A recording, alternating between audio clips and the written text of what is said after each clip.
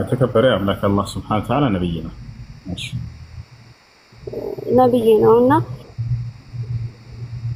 ስለሱ እንድታስረዳ ፈልጌ ነበር። በእናንተ እምነት ያለው ሚና ማለት ኢየሱስ ክርስቶስ ምን ያህል እንደሆነ። እሺ ኢየሱስ ክርስቶስ ዒሳ አለይሂ ሰላም ከመጀመሪያው ስንነሳ አምላክ አላህ ሱብሓነሁ ወተዓላ በተአምራዊ መንገድ የፈጠረው ታላቅ ሰው ነው። እርሱ ምንድነው? ያለ ወንድ ከሴት ብቻ የፈጠረው ነው። ተታቻለ አይደል? ያለ ወንድ ከሴት ብቻ የፈጠረው ነው። አምላክ አላህ ሱብሓነሁ ወተዓላ እሱን ወጀዐልናሃ ወብነሃ አየተን ሊልዓለሚን እያለ ይገልጸዋል። እናቱንም ልጇንም ለዓለማት ሰው ድንቅ አደረኳቸው፣ ተአምር አደረኳቸው።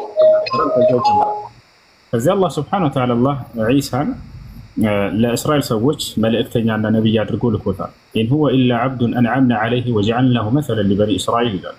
እርሱ ማለት ጸጋዬን ካዋልኩባቸው ባሪያዎቼ መካከል ነው፣ ለእስራኤል ሰዎችም ተምሳሌት አድርጌዋለሁ እያለ አላህ ይናገርለታል። ሌላ ቦታ ላይ አምላካችን አላህ ሱብሓነሁ ወተዓላ ወረሱለን ኢላ በኒ እስራኤል ይላል፣ ወደ እስራኤል ሰዎች የላኩት መልእክተኛዬ ነው እያለ ይገልጸዋል። በሌላ ቦታ ላይ አምላካችን አላህ ሱብሓነሁ ወተዓላ ወኢዝ ቃለ ዒሳ ብኑ መርየም ያ በኒ እስራኤል ኢኒ ረሱሉላሂ ኢለይኩም ሙሰድቀን ሊማ በይነ የደየ ሚነ ተውራት ወሙበሽረን ቢረሱሊን የእቲ ሚን በዕዲ ስሙሁ አሕመድ ይላል። ዒሳ ቃል በቃል ምን ይላል? እኔ ወደ እናንተ የተላኩላችሁ የአላህ መልእክተኛ ነኝ እናንተ እስራኤል ልጆች እያለ ይላል። እና ዒሳ ዓለይሂ ሰላም ኢየሱስ ወደ እስራኤል ሰዎች የተላከ የአላህ መልእክተኛና ነብይ ናቸው። በኢስላም ላይ በጣም ትልቅ ቦታና ደረጃ አላቸው። ኡሉል ዐዝም የሚባሉ 5 ታላላቅ ነብያት አሉ። ነብያት ሁሉ በላጭ የሆኑ እነርሱ ከነዚያ መካከል አንደኛው መሲሁ ይገኝበታል። እሺ ወንድሜ አመሰግናለሁ በጣም። ሌላ ደግሞ የምጠይቀው ነገር ማርያም አለች በእናንተም በእኛ እና የድንግል ማርያም ድርሻዋ ደግሞ እንዴት እንደሆነ ማወቅ ፈልጋለሁ። በእናንተ እምነት ያላት ክብር እንዴት እንደሆነ ማወቅ ፈልጋለሁ። መልካም። መርየም ዓለይሃ ሰላም አላህ ሱብሓነሁ ወተዓላ በቁርአን ላይ ብቸኛዋ ስሟን የጠቀሳት ሴት እሷ ነች። ስሟን ጠቅሶ አላህ ሱብሓነሁ ወተዓላ ዝም ብሎ አይደለም የተዋት፣ የምእመናት ሴቶች ሁሉ አርአያና ተምሳሌት ብሎ ቁርአን ላይ ገልጿታል። وضرب الله مثلا للذين آمنوا امرأة فرعون إذ قالت رب ابن لي عندك بيتا في الجنة ونجني من فرعون وعمله ونجني من القوم الظالمين ومريم ابنة عمران التي أحصنت فرجها እያለ ይናገራል። ሌላው መርየም ንጽሕት ብሎ አላህ በቁርአን ላይ ቃል በቃል ገልጿታል። ከማንም ሴት በላይ ንጹህ የሆነች ሴት ተብላ ተገልጻለች። ከዓለማት ሴቶች ሁሉ በላጭ ሴት ተብላ ተገልጻለች። ኢነላህ አስጠፋኪ እነሆ አምላክሽ አላህ መርጦሻል ተብላለች።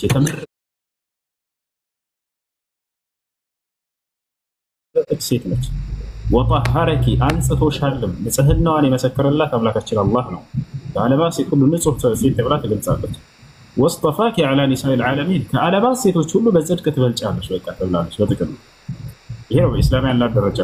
አላህ በቁርአን ላይ ጻድቅ ሴት ብሎ ቃል በቃል ስለ እርሷ ይናገራል። ጻድቅ ነች እርሷ እያለ ይናገራል። መልመሲሑ ብኑ መርየም ኢላ ረሱሉን ቀድ ኸለት ሚን ቀብሊሂ ሩሱል ወኡሙሁ ስዲቀቱን ይላል። የማርያም ልጅ መሲሁ ከእርሱ በፊት እንዳለፉ ነብያቶች አንድ ነብይ ነው ካለ በኋላ እናቱ ደግሞ ጻድቅ ነች ይላል። ነብዩ መሐመድ ሰለላሁ ዐለይሂ ወሰለም ስለ ማርያም ስለ ምድራዊ ህይወቷ ደረጃና ስለ ቀጣዩ ዓለም ደረጃዋ ሲናገሩ ምን አሉ? ቃለ ነብዩ ሰለላሁ ዐለይሂ ወሰለም ከሙለ ሚነ ሪጃሊ ከሲር ወለም የክሙል ሚነ ኒሳ ኢላ 4 ልጆች እንዳይቋረጥ ታቢ ያደርጋችሁ እንዲህ ያዝ ምናምን እያደረገ ነው። እየተቆራረጠ ነው ኮሜንቶች ምናምን። እሺ ነቢያችን ሰለላሁ ዐለይሂ ወሰለም ምን አሉ? ከሙለ ሚነ ሪጃሊ ከሲር ወለም የክሙል ሚነ ኒሳ ኢላ 4 ወሁም መርየም ወአሲያ ወፋጢማ ወኸዲጃ። በምድራዊ ህይወታቸው ሙሉነትን የተጎናጸፉ ወንዶች በርካቶች አሉ ካሉ በኋላ ነብዩ ሰለላሁ ዐለይሂ ወሰለም ከሴቶችም ልክ እንዲሁ በጣም በርካታ ጽድቅናን የተጎናጸፉ አሉ፣ ምሉእነትን የተጎናጸፉ አሉ። ከነዚያም መካከል አንዷ መርየም ነች ብለው ነብዩ ሰለላሁ ዐለይሂ ወሰለም መስክረውላታል። ሙሉ ነች፣ በቃ ጉድለት የሌለባት ነች።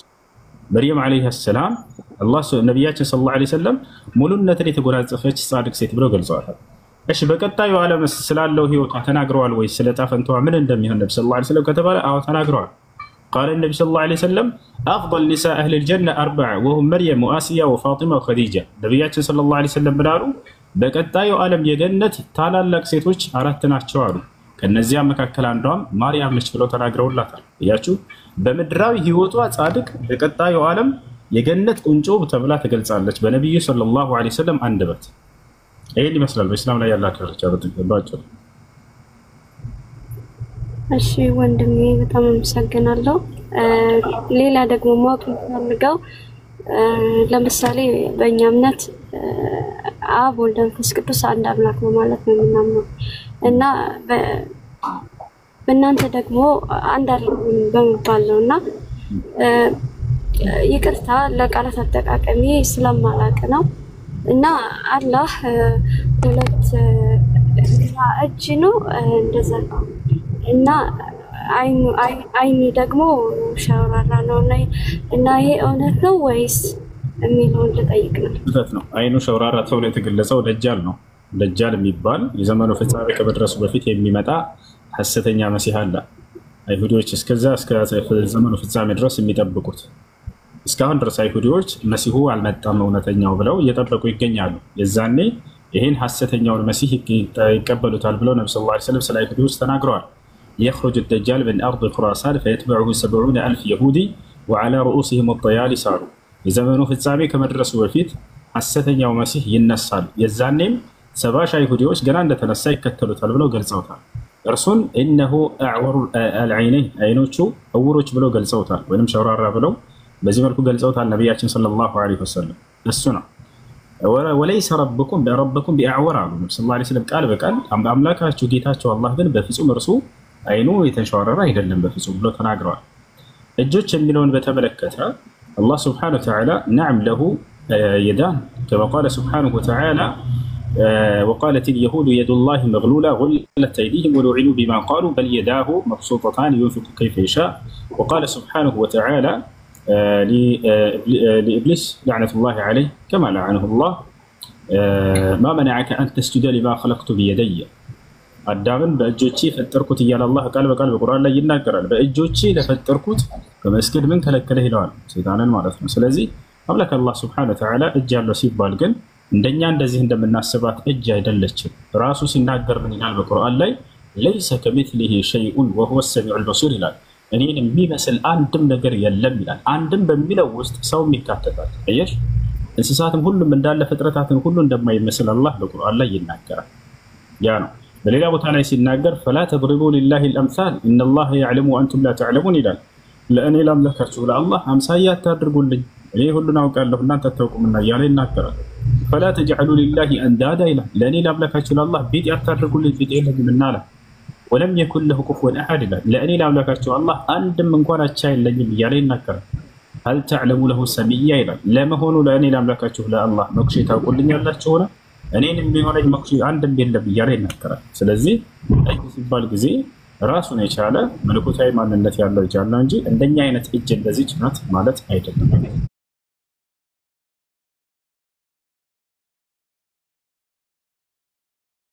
እኛን እንደማይመስል በሁሉ ነገሩ ተናግሯል በቁርአን። እሺ ወንድሜ በጣም አመሰግናለሁ። ሌላ ደግሞ ጠይቀው በእስልምና እምነት ውስጥ የሴት ልጅ እንትኗ ምንድን ነው ማለት የሴት ልጅ መስፈርቷ ምንድን ነው? የሴት ልጅ ቦታ ነገር አዎ ከፈጣሪዋ ጋር ያላት ሴት ልጅ ከፈጣሪዋ ዘንድ ልክ እንደ ወንድ ልጅ የመጽደቅ ወይም ደግሞ እርሱን ታዛ መጽደቅ እድል አላት። ሁሉ ነገሯ እኩል ነው። አላህ ሱብሓነሁ ወተዓላ ዘንድ ሰዎች በጾታ አይደለም የሚበላለጡት። አላህ በቁርአን ላይ ሲናገር ይላል من عمل صالحا من ذكر أو أنثى وهو مؤمن فلنحيينه حياة طيبة ولنجزينهم أجرهم بأحسن الذي كانوا يعملون يعني المكر. من عمل صالحا من ذكر أو أنثى وهو مؤمن كوندم هناك መልካም ስራን እየሰራ እርሱ አማኝ ሆኖ ለእርሱ በምድራዊ ህይወቱ ጥሩ ህይወትን እሰጠዋለሁ በቀጣዩ ዓለም በስራው ልክ በነዳዋለሁኝ አለ። አይሻርለ ወንድም ሴትን ከአላህ ሱብሓነሁ ወተዓላ ዘንድ በጾታቸው አይደለም የሚለያዩት። ኢነላሀ ላ የንዙሩ ኢላ ሱወሪኩም ወኢላ አጅሳሚኩም ወላኪን የንዙሩ ኢላ ቁሉቢኩም ወአዕማሊኩም ከማ ቃለ ነብዩ ሰለላሁ ዐለይሂ ወሰለም። ነቢያችን ሙሐመድ ሰለላሁ ዐለይሂ ወሰለም ብለዋል አላህ ወደ ውጫዊ አካላችሁ አይደለም የሚመለከተው ወይንም ወደ ቅርጻችሁ አይደለም ይልቁንስ ወደ ልባችሁና ወደ ስራችሁ ነው። ስለዚህ የሰው ልጅ ሚዛኑ ከአምላኩ ከአላህ ዘንድ ለጌታው ለአላህ ማመን እና እርሱ ያዘዘውን መስራት እንጂ ጾታው ወይንም ከለሩ ወይንም ብሔሩ እንዲህ አይነት ነገራቶች አይደሉም። ቦታቸው አላረም። በኢስላም ሴት ልጅ እጅግ በጣም የተከበረች ነች። ተመልከቱ፣ ሴት ልጁን ያሳድጎ ለአቅመ ሔዋን እስኪደርስ ድረስ የተንከባከበ ሰው ገነትን ይገባል ብለዋል ነብዩ ሰለላሁ ዐለይሂ ወሰለም። የሚገርማቸው ግን በዚህ አንጻር ወንድ ልጅን ተንከባክቦ ያሳደገ ገነትን ይገባል አላሉ። ለሴት ልጅ የተለየ ቦታና ክብር እንዳለው ያሳያል። ይሄ ማስረጃ ቃል ነብዩ ሰለላሁ ዐለይሂ ወሰለም من كانت عنده بنتان أو أختان أو 3 بنات أو 3 أخوات فأحسن صحبتهن واتقى الله فيهن أدخله الله الجنة. ነቢያችን ሰለላሁ ዐለይሂ ወሰለም ምን አሉ? ሁለት ሴት ልጆች ኑረውት ወይንም ሁለት እህቶች ኑረውት ወይንም ሶስት ሴት ልጆች ኑረውት ወይንም ሶስት እህቶች ኑረውት እነዚህን ተንከባክቦ በመልካም ያሳደገ ሰው አላህ ገነትን ያስገባዋል አሉ። ተመልከቱ፣ አላህ ገነትን ያስገባዋል። ሕፃን እያለች ድረስ ገነትን ይወርሳል። እሺ ለአቅመ ሔዋን ደርሳስ ስታገባ ጊዜ ባሏ ለእርሷ መልካም ከሆነ ከማንም ሰው መልካም ተብሎ ከአላህ ዘንድ ይቆጠራል። ይሄ ሰው ቃለ ነብዩ ሰለላሁ ዐለይሂ ወሰለም ኸይሩኩም ሊአህሊሂ ወአነ ኸይሩኩም ሊአህሊ አሉ። ከሁላችሁም በላጭ ሰው ማለት ለሚስቱ መልካም ሆኖ የተገኘ ነው። እኔ ከሁላችሁም በላይ ለሚስቴ መልካም ነኝ ብለው ተናገሩ። አየሽ፣ ከአላህ ዘንድ መልካም መሆን ከፈለገ አንድ ሰው ለሚስቱ መልካምና በጎ መሆን አለበት ብሎ ኢስላም ይህን ህግ ያስቀምጣል። ለእርሷ መልካም ሊዋል ዘንድ፣ እርሷን ይንከባከባት ዘንድ፣ ለእርሷ ትኩረት ያደርግ ዘንድ አላህ ስብሐነሁ ወተዓላ ሴት ልጅ መንከባከብ ምንዳው ገነት ነው ብሎ አስቀምጦላታል። ይህ ትልቅ ቦታና ደረጃ እንደሰጣት ያሳያል። አሁን ደግሞ ከማግባት ደረጃ ያለፈችና ደግሞ ልጆችን ወለደች፣ አረጀች። ስታረጅና እስከ ህይወቷ ፍጻሜ ደግሞ እናቱን ተንከባክቦ መልካም የሰራ ለእርሷ ገነትን ይወርሳል ተብሏል። አሁን ተመልከቱ፣ ከልጅነቷ ጀምሮ በእንክብካቤ እንድታድግ እስክትሞት ድረስ ሴት ልጅን ከልጅነቷ ጀምሮ ስታገባም ስታረጅም የተንከባከበ ምንዳውን ገነት አድርጓል ኢስላም። ከዚህ የበለጠ ማክበር አለ? ከዚህ የበለጠ ማክበር ወላሂ ነው። ሴት ልጅን የተንከባከበ ሰው ምንዳውን ገነት አስቀመጠ አላህ። ከልጅነቷ ጀምሮ ለአቅመ ሔዋን እስክትደርስ የተንከባከበ ገነት ይገባል አሉ። አግብቷት ልክ እንዲሁ ለእርሷ መልካም የሆነ ባል ከማንም ባል መልካም ባል ተብሎ ከአላህ ዘንድ ይወሰዳል አሉ። ልክ እሷ ደግሞ ስታረጅና እድሜዋ ሲሄድ ደግሞ እናትን የተንከባከበ ገነትን ይገባል አሉ። ተመልከቱ፣ ቃለ ነብዩ ሰለላሁ ዐለይሂ ወሰለም አልዋሊዱ አውሰጡ አብዋብል ጀና አሉ። ወላጆች የገነት መካከለኛው በር ናቸው አሉ። የገነት መግቢያ በር ናቸው ለእነርሱ መልካም የሰራ ማለት ነው። እና ይህን ይመስላል። በጣም በርካታ ለስርስ የተነገረ እንደው ከብዙ ይሄ ይወጣል። እሺ ወንድሜ እና ሌላ የምጠይቀው አሁን ከሞት በኋላ ህይወት አለ። በሁላችንም አስተምሮ መሰረት ከሞት በኋላ የሰው ልጅ ህይወት አለ እና ሰው ደግሞ በእንትኑ የሰው ልጅ ያገባል፣ ይወልዳል። በምድርም ሲኖር የትዳር ህይወት ይኖረዋል እና ከሞተ በኋላ ደግሞ በእኛ እንኳን የለም። ለምሳሌ ባልና ሚስት ሆነው ጸድቀው እንትን እስካሉ እስከ መጨረሻው ከሆነ ነው እንጂ ለምሳሌ ከሞት በኋላ ህይወት አለ በሁሉም እምነት አስተምሮ መሰረት እና ግን ትዳር መጋባት ማግባት የለም። ምክንያቱም በእኛ አስተምሮ የሰው ልጅ ከሞተ በኋላ ህያው ነው የሚሆነው ማለት የስጋ ፍላጎት ምናምን የለውም። ሁሉ ነገር በምድር ነው ትቶት የሚሄደው እና በዛስ ደግሞ በእናንተ ደግሞ ያለው እንድታስረዳ ይፈልጋል። ይሄ ከሞት በኋላ ትዳር ምናምን። እሺ መልካም። እንግዲህ ስንነሳ ጊዜ ስጋችን ይዘን ነው ወይ የምንነሳው? አዎ ነው። ስጋ እስከተነሳ ድረስ የስጋ ፍላጎቶች አይቋረጡም። ኢየሱስ ክርስቶስም መጽሐፍ ቅዱስ ላይ ምናልባት አላየሽው ካልሆነ በስተቀር ወይን ሲሰጣቸውና ሲጠጡ ጊዜ የመጨረሻው ጊዜ ላይ ከዚህ በኋላ እንግዲህ በመንግስተ ሰማያት በአባቴ መንግስት እስክንጠጣ ድረስ በገነት ላይ እስከዚያ ድረስ አንጠጣም አላቸው። ከዚያ እስክንጠጣ ድረስ አላቸው። እዚያ መብላት መጠጣት ያለ ነው። መጽሐፍ ቅዱስ ላይ ኢየሱስ ክርስቶስ ምን ይላል? ሊተእኩሉ ወተሽረቡ ፊ መለኩቲ ወአንቱም ጃሊሲና ዐለል ከራሲ ይላል። የአረበኛ መጽሐፍ ቅዱስ ላይ ወደ አማርኛው ላይ ታገኝታላችሁ። ምን ይላል? በመንግስተ ሰማያት በዙፋን ላይ ትቀመጣላችሁ፣ ትበላላችሁም ትጠጣላችሁም ብሏል። ቃል በቃል ተናግሯል። ይሄ በመንግስተ ሰማያት ትበላላችሁ ትጠጣላችሁ ብሎ ተናግሯል። እናንተ በዙፋን ላይ ተቀምጣችሁ እያለ ይናገራል። ይሄ ነው። በገነት ውስጥ አዳም ለምን ተባረረ ተብሎ ቢጠየቅ በገነት ውስጥ ፍሬ በልቶ ነው አይደለ? ስለዚህ መብላት ያለ ነው በገነት ውስጥ። ይበላል ይጠጣል ሲባል ግንዛቤው እንዴት ነው? በገነት ውስጥ መብላት መጠጣት ሲባል ጊዜ ሰው ስለተራበና ስለተጠማ አይደለም። በእስልምና አስተምህሮ በገነት ውስጥ መራብ መጠማት የሚባል የለም። አልበላም ብሎ ሰው ለዘላለም መቆየት የሚችል ነው ወይ? አዎ እንደዚህ አይነት ማንነት ይሰጠዋል። አላህ ቃል በቃል በቁርአን ላይ ወአነከ ላ ተዝመኡ ፊሃ ወላ ተድሓ ይላል። አንተ በእርሷ ውስጥ አትጠማም ይላል። መጠማት የለም፣ መራብ የለም። ገብታችኋል አይደለ? የሚበላው ሰው ፍላጎቱን ለማሟላት ከፈለገ ነው እንጂ እኔ አልፈልግም በቃ አልበላም ብሎ የሚቆይ ማንነትን ይሰጠዋል። ከበሉ ነቢያችን ሰለላሁ ዐለይሂ ወሰለም መገለጫቸውን ሲናገሩ እንደ ምድራዊ ሰው እንደማይሆን ከበላ በኋላ ራሱ ተናግረዋል። ሐዲስ ላይ ምን አሉ መሰላችሁ? አህሉል ጀና ያእኩሉነ ወየሽረቡን ወላ የቡሉነ ላ የተገወጡን አሉ። የገነት ሰዎች ይበላሉ ይጠጣሉ ከፈለጉ አሉ። ነገር ግን ሽንትና ካካ የሚባል ነገር የለም አይታወቅም እዛ አሉ። አየሽ፣ ምድር ላይ ከበላና ከጠጣ ሰውየው የግዴታ ሸኖ ለማውረድ ይሄዳል።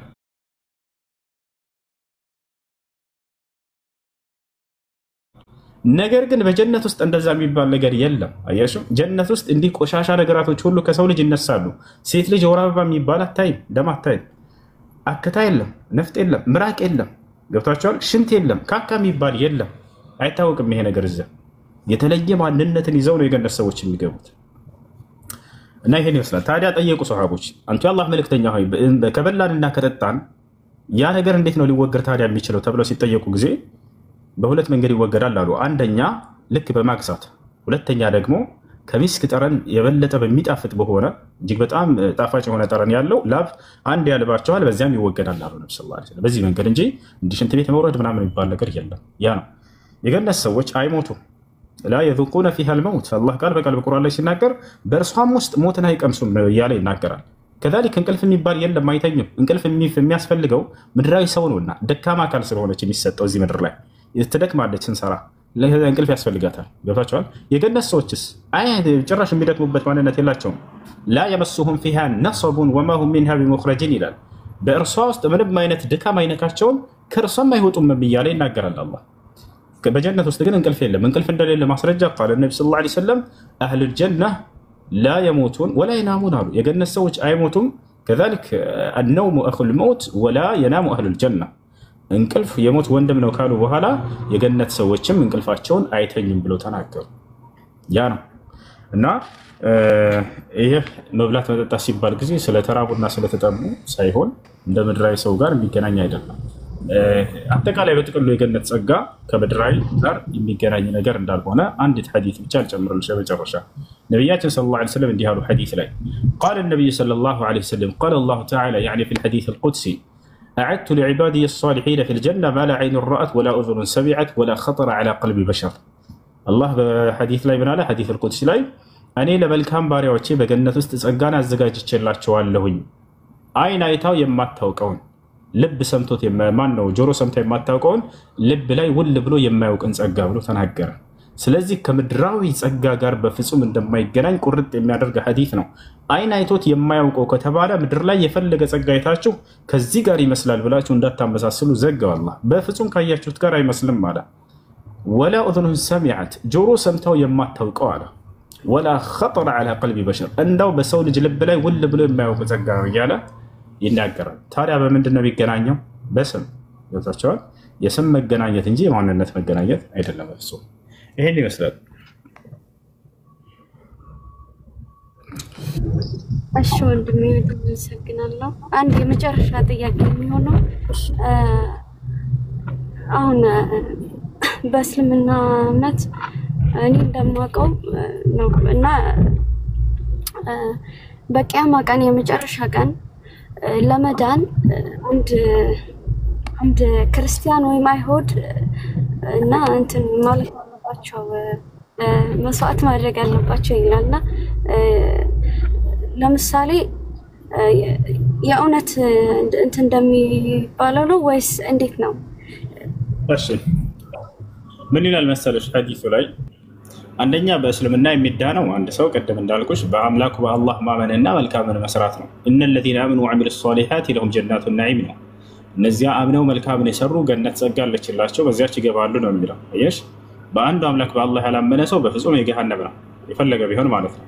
የገነት መግቢያ መንገዱ ምንድን ነው? እምነትና ስራ ነው። በአንዱ አምላክ በአላህ ማመን አለበት። አምላኩ አላህ ደግሞ በነቢያት በኩል ያዘዘውን ትእዛዛት መፈጸም አለበት። ሰውየው በዚህ ነው የሚዳነው። በየሁሉም ነቢያት ዘመን ይሄ ነው። ቁጣቸዋል አይደል? ታዲያ አንድ ሐዲስ አለ። ያ ሐዲስ ላይ ማብራሪያ እንስጥ። ነቢያችን ሰለላሁ ዐለይሂ ወሰለም በዚህ ሐዲስ ላይ ምንድን ነው ያሉት? ብዙ ጊዜ ክርስቲያኖችም ስለሚያነሱት ያው የሰሙትን መጠየቅ ይችላሉ፣ መብታቸው ነው፣ እንመልስላቸዋለን። እሱም ምንድን ነው? ኢዛ ካነ የውሙል ቂያማ የትንሣኤ ቀን በሚሆን ጊዜ አሉ ነቢ ሰለላሁ ዐለይሂ ወሰለም دفع الله إلى كل مؤمن ومؤمنة يهودي ونصراني ويقول له هذا فكاكك من النار يتنسعي قلب بيهون غزي وليان دانو آماي عندنا يهودنا كريستيان يساتوا الله كزيا በዚህ ምክንያት هذا فكاكك من النار ብሎ ይናገራል። ወጣቻል ይህ ከእሳት የምትላቀቅበት ነው ይለዋል። ስለዚህ አንድ ሙስሊም ለመዳን አንድ ክርስቲያን ወይ አይሁድ ያስፈልገዋል ማለት ነው ብሎ ይገነዘባሉ ሰዎች።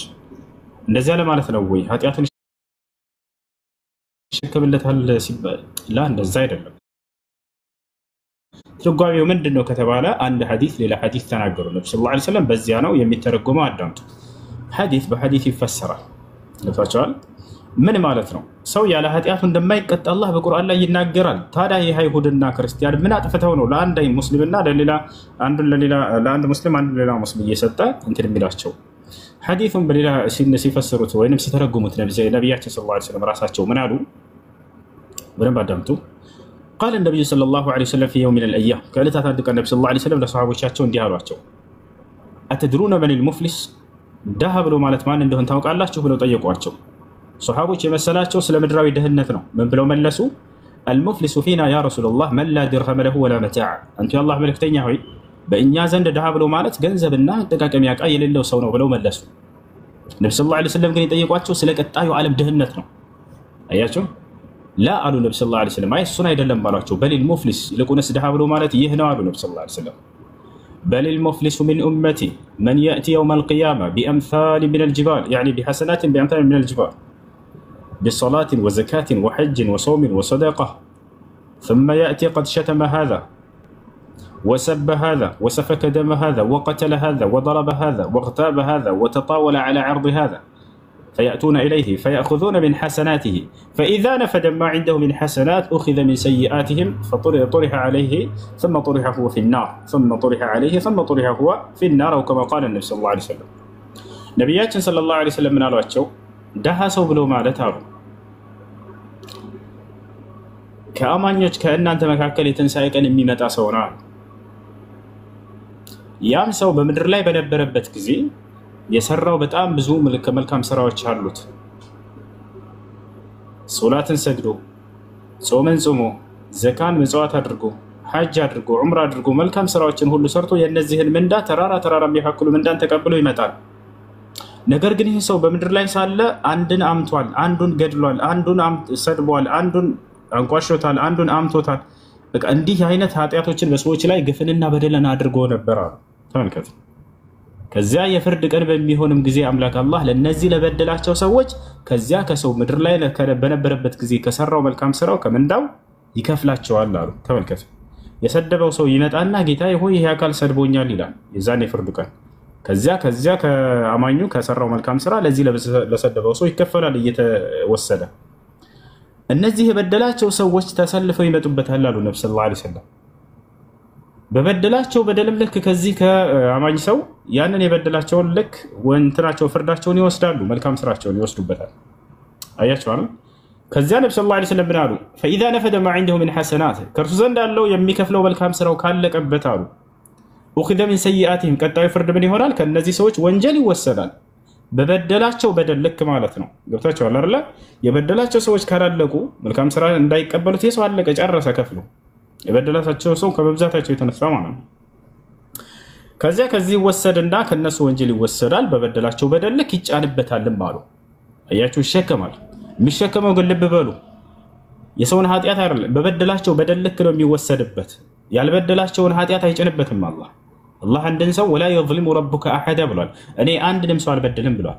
ነገር ግን የሚከፍለው መልካም ስራ ካጣ ይሄ ሰው ምድር ላይ ሰዎችን በድሎ ከሄደ የዛኔ ከነዚህ ሰዎች ኃጢአት ይወሰድና በሱ ላይ ይጫንበታል።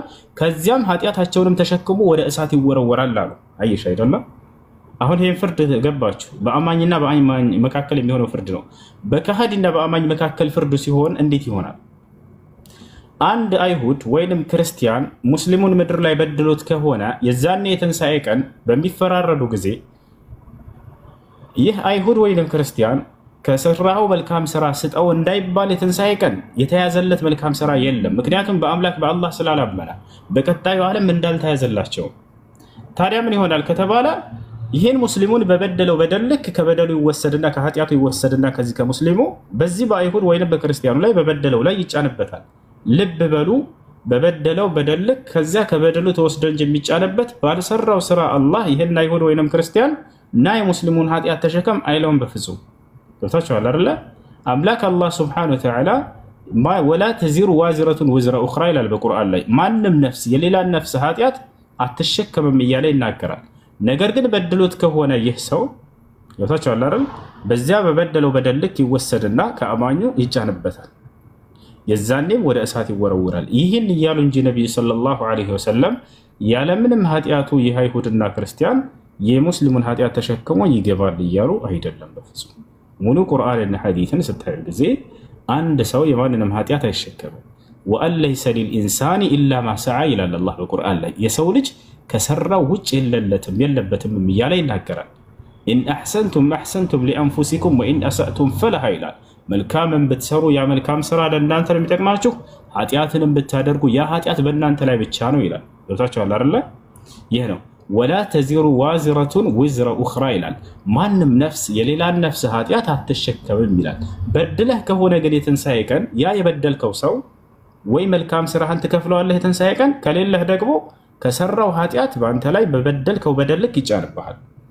በዚያ ነው እንጂ እነዚህ ሰዎች ዝም ብሎ አላህ የሚጭንባቸው አይደለም። አንደኛ ይሄ ነው። ሲቀጥል መጀመሪያ ገሃነም የሚገቡበት ምክንያታቸው አስሉ ሰበቡ ምንድነው? አይሁዶችም ሆነ ክርስቲያን ማንኛውም ከሃዲ የተባለ አካል ሁሉ በክህደታቸው እና በኃጢአታቸው ነው። ያ እንደ ተጨማሪ በበደሉት በደልክ ይጫንባቸዋል እንጂ ያ ብቻውን አይደለም ወደ እሳት እንዲገቡ የሚያደርጋቸው። ምክንያቱም አላህ በቁርአን ላይ ምን ይላል መሰለሽ? ወሊለዚነ ከፈሩ ቢረቢሂም አዕዛቡ ጀሃነም አለ። እነዚያ እኔ ጌታቸውን አላህን ለካዱ ሰዎችም የገሃነምን ቅጣት አዘጋጅቼላቸዋለሁኝ አለ። በሌላ ቦታ ላይ ምን ይላል? ፈዙቁል ዐዛበ ቢማ ኩንቱም ተክፍሩን አለ። ስትክዱ በነበራችሁበት ምክንያት የገሃነምን እሳት ቅመሱላችኋለሁኝ አለ። ፈዙቁል ዐዛበ ቢማ ኩንቱም ተክሲቡን አለ። ስትሰሩ በነበራችሁት ስራ የገሃነምን እሳት ቅመሱላችኋለሁኝ አለ። ስለዚህ አይሁድም ሆነ ክርስቲያን የሌላ እምነት ተከታይ ማንኛውም አላህን የካደ የገሃነም መግባት ዋናው ሰበቡ ምንድነው? ምክንያቱ አምላኩን አላህን መካዱና እርሱን ማመፁ ነው። ከዚያ በኋላ ደግሞ አንድን አማኝ በድሎ ከሆነ በበደሉ ልክ ይጫንበታል እያሉ እንጂ ነብዩ ሰለላሁ ዐለይሂ ወሰለም እንዳው ይሄ ሰው ገነት ለመግባት አማኙም ሌላ ያስፈልገዋል፣ ይሄኛውም እሳት የሚገባው በአማኙ ኃጢአት ነው ማለት አይደለም። ገብቶሻል ሄለ? በደንብ ገብቶኛል። እና ይቅርታ ግን እና አሁን በእኛ ልክ ኃጢአት እንሰራለን የሰው ልጆች ስለሆኑ በሙሉ እንሳሳታለን እና ምናምን ይዛለን እና በእናንተ ደግሞ እንዴት እንደሆነ ማወቅ ፈልጋለሁ። አንድ ሰው ኃጢአት ሰርቶ እንዴት ነው ከአምላኩ ጋር እንትን? ጥሩ ጥያቄ። ኃጢአተኞችን ሁላችንም አዎ ትክክል ነች። ነብዩ መሐመድ ሰለላሁ ዐለይሂ ወሰለም ሲናገሩ ምን አሉ? ኩሉ በኒ አደም ኸጣ ወኸይሩል ኸጣኢነ ተዋቡን አሉ። ሁሉም የአዳም ልጆች ተሳሳሾች ናቸው አሉ። ከተሳሳሾቹ ግን በላጮቹ ንስሐ አድራጊዎቹ ናቸው አሉ። እንዴት ነው ኃጢአታችንን ምህረት የምናገኘው ከአምላካችን ዘንድ? ወሳኝ ጥያቄ። እንዲህ አይነት ጥያቄ ጠይቁ እስኪ ክርስቲያኖች። መሐመድ ስንት አገባ? መሐመድ እንትና ምን አገደ? ላ ይሄ የሚጠቅማሽ ነገር አይደለም። ሰው የሚድንበትን መንገድ ነው የሚጠይቀው። በቃ በነቢዩ መሐመድ ሰለላሁ ዐለይሂ ወሰለም ዘመን ሰዎች መጥተው እንዲህ አይነት ጥያቄ ነበር የሚጠይቁት። አያችሁ፣ እንዲህ አይነት ጥያቄ መጥተው ይጠይቃሉ። እንዴት ነው ለኃጢአቴ ምህረትን የማገኘው ከአምላኬ ዘንድ? ወሳኝ ጥያቄ ነው። ታውቃላችሁ። እና ይሄ እንዴት ነው የሚማረው ሰውየው ከተባለ ንስሐ በማድረግ ነው። በኢስላም አላህ በቁርአን ላይ ምን ይላል? ወቱቡ ኢለላህ ይላል። ወደኔ ወደ አምላካችሁ ወደ አላህ ንስሐን አድርጉ ይላል። በሌላ ቦታ ላይ ምን ይላል? ወኢኒ ለገፋሩን ሊመን ታበ ወአመነ ወዐሚለ ሷሊሐን ثم اهتدى ይላል። ወደኔ ንስሐ ላደረገ ባሪያዬ እኔ ምርለታለሁ እያለ አላህ አምላካችን አላህ ይናገራል። በሌላ ቦታ ላይ ምን ይላል? አላህ ሱብሓነሁ ወተዓላ فمن تاب من بعد ظلمه واصلح فان الله يتوب عليه ان الله غفور رحيم ይላል። በኃጢአት ነፍሱን ከበደለ በኋላ ወደኔ ንስሐ ያደረገ ራሱን የሚያስተካከለ እኔ ንስሐውን እቀበለዋለሁኝ እኔ መሐሪና አዛኝ ሆንኩኝ አምላክ ነኝና እያለ ይናገራል። ስለዚህ ወደ አምላካችን ወደ አላህ ንስሐ በማድረግ ለኃጢአታችን ስርየትን እናገኛለን ማለት ነው፣ ምህረትን እናገኛለን። ነቢያችን ሰለላሁ ዐለይሂ ወሰለም ምን አሉ? አተውበቱ ተጅቡ ማ ቀብለሃ አሉ። ንስሐ ከእርሱ በፊት ያለን ኃጢአት ያስተሰርያል አሉ። ሰውየው ለኃጢአቱ ስርየትን የሚያገኘው ንስሐ በማድረግና ወደ አምላኩ ወደ አላህ ተውበት በማድረግ በመመለስ ነው። ይሄ ነው።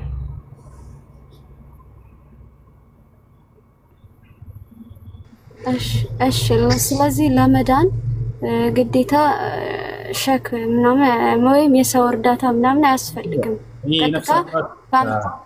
አንቺ ቀጥታ ወደ አምላክሽ ወደ አላህ እንጂ ሄደሽ እንደዚህ የነፍስ አባት የሚባል ነገር በእስልምና የለም። ለማንም ሄደሽ ኃጢአትን አትናዘዥም። ከአላህ ጋር ብቻ ነው የምትገናኘው፣ እርሱም ብቻ ነው።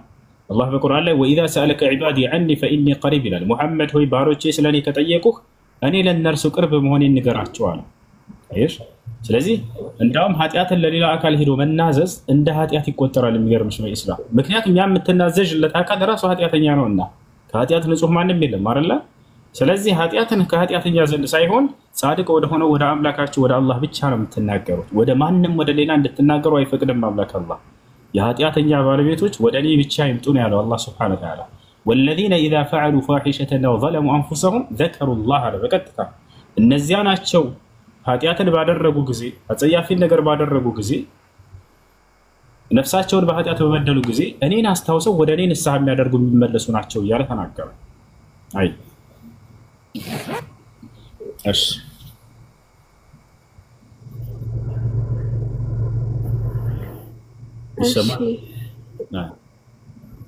ይሰማልና አመሰግናለሁ። በጣም አመሰግናለሁ። ለምሳሌ እሺ እኔ እስልምናን ስቀበል ምንድነው የሚጠበቅብኝ መስፈርት? የመጀመሪያው ሻሃዳ መያዝ ነው። ነቢዩ ሙሐመድ ሰለላሁ ዐለይሂ ወሰለም ሐዲስ ላይ ሲናገሩ ምን አሉ? ቡንየል ኢስላም ዐላ ኸምስ ሸሃደተን ላ ኢላሃ ኢለላህ ወአነ ሙሐመደን ረሱሉላህ ወኢቃም ሰላህ ወኢታእ ዘካህ ወሰውም ረመዳን ወሐጅ በይቲላሂል ሐራም መን ኢስተጣዐ ኢለይሂ ሰቢላ። እስልምና የመጀመሪያው ትእዛዙና መሰረቱ ምንድን ነው ከተባለ ነቢያቶች ሁሉ ሲሰብኩትና ሲያስተምሩት የነበረው ያ የመጀመሪያው ትእዛዝና መሰረት ነው። እርሱም ምንድን ነው? አምላክ አንድና ብቸኛ እውነተኛ ከእርሱ ብቻ ነው፣ ከእርሱ ውጭ ሌላ ማንም አምላክ የለም ብሎ መመስከር ነው። እንዲሁም በዘመኑ የተላከውን ነቢይ እንደ ነቢይ መቀበል ነው። ይሄ ነው። ሐዋርያቶችን አምላክ አላህ በዚህ መልኩ ነበር ያዘዛቸው። በሱረቱል ማኢዳ ምዕራፍ 5 ቁጥር 111 ላይ አምላክ አላህ ለመሲሁ ተከታይ ለሐዋርያቶች ይሄን የሻሃዳ ቃል እንዲሉ ነበር ያዘዛቸው። ምን ይላል አንቀጹ ላይ? ወኢዝ አውሐይቱ ኢለል ሐዋርይን አን አሚኑ ቢ ወቢረሱሊ ቃሉ አመና ወሽሀድ ቢአንና ሙስሊሙን ይላል። ወደ ሐዋርያቶችም የትእዛዝ ቃሌን ባስተላለፍኩላቸው ጊዜ አለ አምላካችን አላህ። በማን በኩል? በመሲሁ በኩል። ምን የሚል ትእዛዝ? ሙስሊም የሆኑ ዘንድ አን አሚኑ ቢ ወቢረሱሊ፣ በእኔ በአምላካችሁ በአላህ እመኑ፣ በላኩላችሁ መልእክተኛና ነብይም እመኑ አልኳቸው አለ። አያችሁ አይደለ? ቃሉ አመና፣ ሐዋርያቶችም ምን አሉ? እነሆ አምላካችን አላህ በአንተ አምላክነት አምነናል፣ በላከው መልእክተኛ እንደ መልእክተኛ ደግሞ አምነናል አሉ። ወሽሀድ ቢአንና ሙስሊሙን አሉ። ቀጥታ ወዳ ሙስሊሞች መሆናችንንም መስክርልን አሉ። ስለዚህ የሙስሊምነታቸው ማስመስከሪያ ምንድን ነው?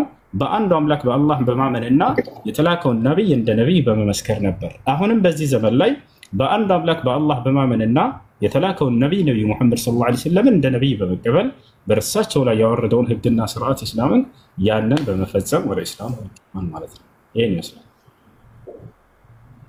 እሺ አሁን እኔ መስለም ከፈለኩ ሶሻል ሚዲያን መስምሰልበው ወይስ በቃ እዚሁ እናሰልምሻለን? ሻሃዳ ቃል እናስብልሻለን። ከኔ ጋር እየተከተልሽ በይ። አሽሀዱ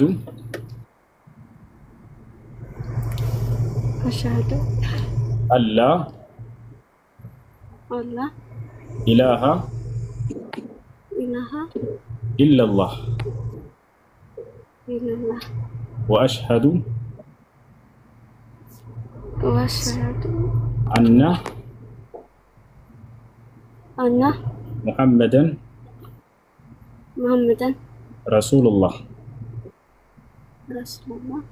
አላሁ አክበር። ጨርሰሻል። ለአላህ ምስጋና ይገባው። ከዚህ በኋላ ሙስሊም ሆነሻል። አሁን ያልሽው ቃል የሻሃዳ ቃል ወይም የምስክር ቃል ይባላል። የመጀመሪያው የእስልምና ትእዛዛትና መሰረት ነው። ነቢያቶች ሁሉ ለትውልዳቸው ሲያስብሏቸው የነበረ ወደ ኢስላም ሲገባ ጊዜ ሁሉም ሰው በነቢያት ዘመን ይህን ቃል ሲሉት ነበር ወደ ኢስላም ይገቡት። ቅድም እንደነገርኳቸው ትርጉሙ ምንድን ነው? አሽሀዱ አን ላ ኢላሃ ኢለላህ፣ እነሆ ከአንዱ አምላክ ከአላህ በስተቀር በእውነት የሚመለክ ሌላ አምላክ የለም ብዬ መሰክራለሁ። ወአሽሀዱ አነ ሙሐመደን ረሱሉላህ፣ ሙሐመድም የአላህ መልእክተኛና ነቢይ ናቸው ብዬ መሰክራለሁ ማለት ነው።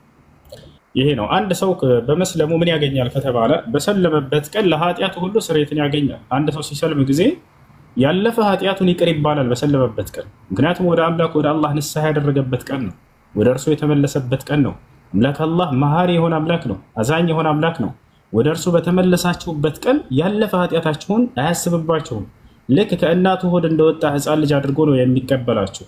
አላህ ይህም በቁርአን ላይ ሲናገር ይላል ቁል ለለዚነ ከፈሩ ኢየንተሁ ይግፈር ለሁም ማ ቀድ ሰለፍ ወኢን የዑዱ ፈቀድ መضት ሱነቱል አወሊን እያለ ይናገራል። ሙሐመድ ሆይ ለእነዚያ ለካዱት ሰዎች እንዲበላቸው ከክህደታቸው ቢቆጠቡና ወደ እኔ ቢመለሱ ያለፈ ኃጢአታቸውን ሁሉ ምርላቸዋለሁ እያለ ይናገራል። በሌላ ቦታ ላይ ምን ይላል? ወኢኒ ለገፋሩን ሊመን ታበ ይላል። ወደ እኔ ለተመለሰ ባሪያዬ እኔ ምርለታለሁ እያለ ይናገራል። ነቢዩ ሙሐመድ ሰለላሁ ዐለይሂ ወሰለም ሐዲስ ላይ ሲናገሩ ምን አሉ? አልኢስላም የጅቡ ማ ቀብለሁ አሉ። እስልምና ከእርሱ በፊት ያለን ኃጢአት ሁሉ ያስተሰርያል አሉ። ያ ማለት ሲሰልም ጊዜ ሰውየው ያለፈ ኃጢአቱ ሁሉ ይማርለታል ማለት ነው። በሌላ ቦታ ላይ ምን አሉ? አተውበቱ ተጅቡ ማ ቀብለሃ አሉ። ንስሐ ከእርሱ በፊት ያለውን ኃጢአት ያስተሰርያል አሉ። ወደ አምላክ ወደ አላህ በመመለስ ንስሐ ማድረግ ያለፈን ኃጢአት ሁሉ ያስምራል። አንደኛ ይሄ ነው። ሁለተኛ አንድ ሰው በመስለው ምክንያት በቀጣዩ ዓለም ከሞት በኋላ ስላለው ከህይወቱ የተስፋ ቃል ከአምላኩና ከነቢዩ ዘንድ ተሰጥቶታል ወይ ከተባለ አዎ። አምላክ አላህ ሱብሓነሁ ወተዓላ ቃል በቃል በቁርአን ላይ እነዚያን ሙስሊም የሆኑትን ወደ ገነት ነው የማስገባቸው እያለ ቃል ይገባል። አለዚነ አመኑ ቢአያቲና ወካኑ ሙስሊሚን ኡድኹሉል ጀና ይላል። እነዚያ በአናቅጾች ያመኑና ሙስሊም የሆኑትን ገነትን ግቡላቸዋለሁ ይላል። ነቢዩ ሰለላሁ ዐለይሂ ወሰለም አሉ አልጀነቱ ላ የድኹሉሃ ኢላ ነፍሱ ሙስሊም አሉ። ገነትን ሙስሊም ነፍስ እንጂ ሌላ ማንም አይገባባትም እያሉ ይናገራሉ ማለት ነው። እሺ አንድ ሰው እስልምናን ከተቀበለ ምን ማድረግ ይጠበቅበታል? ከዚያ በኋላ ወደሚለው ስንመጣ የመጀመሪያ ሻወር ይወስዳል፣ ለሶላት ራሱን ዝግጁ ያደርግ ዘንድ። ከዚያም ንጹህ ልብስ በመልበስ ስለ ሶላት አሰጋገድ በመማር ሶላትን መስገድ ይጀምራል። ለዚህ ላመነውና ለመሰከረው ለአንዱ አምላክ ብቻ መስገድን ይጀምራል ማለት ነው። እዚህ ዓለም ላይ ትልቁ ጸጋ ለዚያ ላመናችሁትና ለፈጠራችሁ ለአንድና ብቸኛ ለሆነው አምላክ ለዚያ መስገድ ነው። ነቢያት ሁሉ የሚፈጽሙት ትልቁ የአምልኮ ስርዓት ነው ስግደት፣ ሶላት። አላህ በቁርአን ላይ ስለ ነቢያት ሲናገር የነቢያት ምዕራፍ የሚል አለ በቁርአን ላይ። በዚህ ላይ ስለ ነቢያት ታሪክ እየተናገረ ስለ አብርሃም፣ ስለ ኢስሐቅ፣ ስለ ያዕቁብ፣ ስለ ሁሉም ነቢያት ተናግሮ ወጀዐልናሁም አኢመተን የህዱነ ቢአምሪና ወአውሐይና ኢለይሂም ፊዕለል ኸይራት ወኢቃመ ሶላት ይላል። ወደ እነዚህ ነቢያት ሶላትን በአግባቡ ጠብቀው እንዲሰግዱ ትእዛዝን አውርጄላቸዋለሁ እያለ ይናገራል። ሁሉም ነቢያት ይሰግዱ ነበር ለአንድ አምላክ ለአላህ ሱብሓነሁ ወተዓላ። መሲሁ ምን አለ? ወአውሳኒ ቢሶላቲ ወዘካቲ ማ ዱምቱ ሐያ፣ በህይወት እስካለሁ ድረስ ለእርሱ ብቻ እንደሰግድለት አዞኛል አምላክ አላህ እያለ ይናገራል። ነቢያችን ሰለላሁ ዐለይሂ ወሰለም ከዛሊክ ዘከሪያ ፈናደቱ ልመላኢከቱ ወሁወ ቃኢሙን ዩሰሊ ፊል ሚሕራብ፣ ዘከሪያ በሚሕራብ ውስጥ ቆሞ እየሰገደ ሳለ መላእክቱን ጠራው እያለ ይናገራል። እየሰገደ ይላል። ማርያም የታዘዘችበት ትእዛዝ ያ መርየም ቁኑቲ ሊረቢኪ ወስጁዲ፣ አንቺ ማርያም ሆይ ለጌታሽ ለአላህ ቀጥ በይ፣ ልክ እንዲሁም ለእርሱ ብቻ ስገጅ ተብላ ታዛ ትሰግድ ነበር። ወካነት ሚነል ቃኒቲን ይላታል አላህ። በእኔ ትእዛዝ ላይ ቀጥ ካሉትም ጻድቅ ሴት ነበረች እያለ ይናገራል። ከዛሊክ ልክ እንዲሁ ኢብራሂም ወይንም አብርሃም ልጆቹ ይሰግዱ ነበር።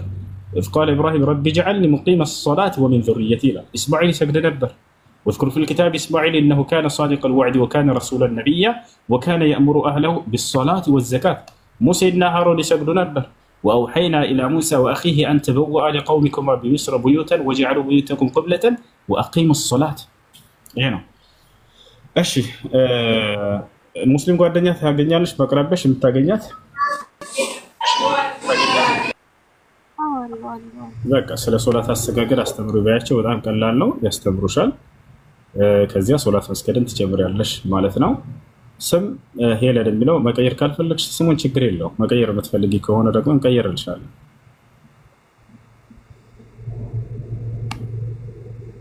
ይቀየርልሽ ችግር የለው። ካልፈለግሽ ችግር የለውም። ከፈለግሽ አንድ ስም እንስጥሽ እና ያዡ፣ ከተመቸሽ ትጠቀሚበታለሽ። እሺ ደስ የሚል ስም ጻፉ። ከስሞች ሁሉ ደስ የሚለኝ ስም ማን ነው? እሺ ሀያት ይሁን፣ ሀያት ወይንም ሱመያ ወይንም ረሂማ። በቃ ሀያት ይሁንልሽ። እሺ ሄለን አለሽ? ሀያት ይሁን። ከላይ ያለችው ዚክራ የምትለው ልጅ ፎሎ አድርጊያትና በውስጥ አናግሪያት። እስላማዊ ትምህርት የምትማርበት ግሩፕ ታስገባሻለች። እሺ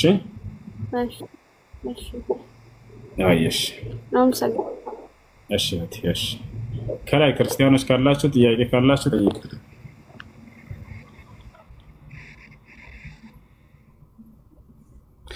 እሺ ክርስቲያን አለ ከላይ? የለም መሰለኝ። ሰላም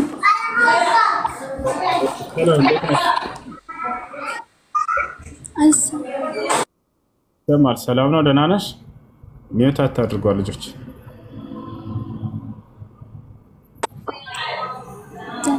ሳስተፋችሁኝ አመሰግናለሁ። እሺ እና እኔ ባህዳቸውን ፈልገው ጥያቄ ምናምን ጊዜ እሺ እሺ የምለውን ቃል አብረሽ እየተከተልሽ ነው። አሽሃዱ ናም አሽሃዱ ሚዩት አድርገች ተጠርታ ነው መሰለኝ።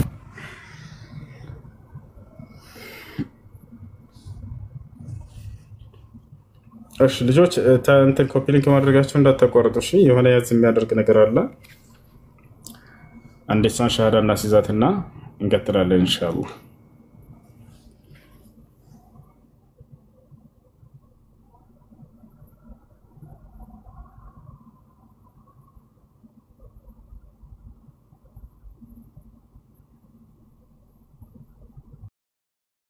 ሰላም ለነብይ ሰለላሁ ዐለይሂ ወሰለም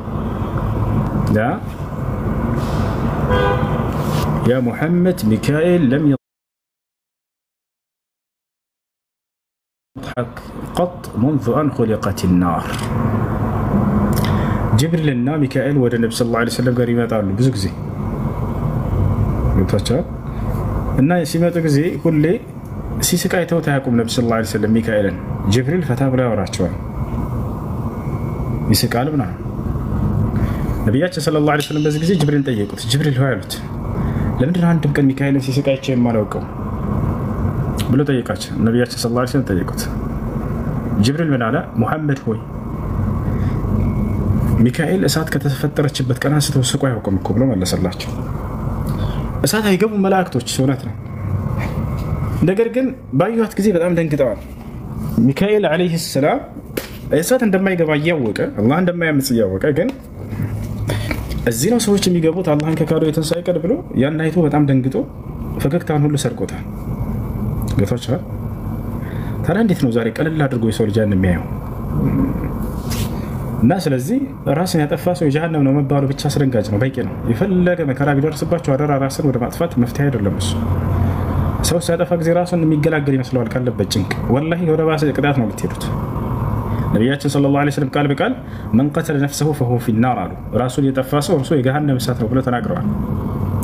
وقال النبي صلى الله عليه وسلم من قتل نفسه بحديدة عذب به في نار جهنم ومن قتل نفسه بسم عذب به في نار جهنم ومن تردى من على جبل سيتردى على جبل نار جهنم. ነቢያችን ሰለላሁ ዐለይሂ ወሰለም በእሳት ራሱን ወቅቱ የገደለ ማን ነው? በስለት ራሱን ወቅቱ የገደለ ሰው በጀሃነም ውስጥ ስለት ተከቱት በእሳት ተሰጥቶት በዚያ ራሱን እንዲቀጣ ይደረጋል ተብሏል። መርዝ በልቶ ይበላም ልክ እንዲሁ ሰውነቱን የሚቆራርጥ መርዝ የገደለ ሰው በጀሃነም ተራራ ላይ እየተንከባለለ እንዲቀጣ ይደረጋል። ስለዚህ ራስን ማጥፋት ከተላላቅ ወንጀል ነው። ራሱን ያጠፋ ሰው የጀሃነም ነው ብሏል። እሺ እዛ ይዘወትራል አይዘወትርም? ላ ሰውየው በኩፍር ነው እዛ ሊዘወትር የሚችለው እንጂ ወንጀል እዛ ውስጥ የሚያዘወትር አይደለም። صاحب الكبيرة لا يخلد في نار جهنم وإنما يعذب بقدر ما عنده من الذنوب أو يغفر الله له إن شاء، كما قال سبحانه وتعالى إن الله لا يغفر أن يشرك به ويغفر ما دون ذلك لمن يشاء، إن شاء عذبه وإن شاء غفر له. فالكبيرة تحت المشيئة في عقيدة أهل السنة والجماعة. ماشي.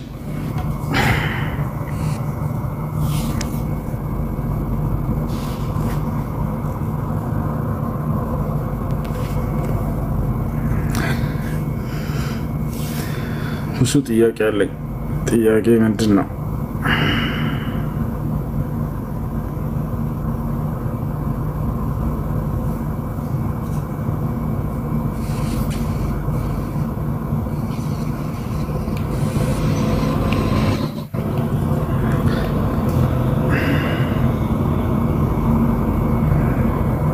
ኦኬ ነገ ጁማ ነው። ለካ ነገ ጁማ ነው።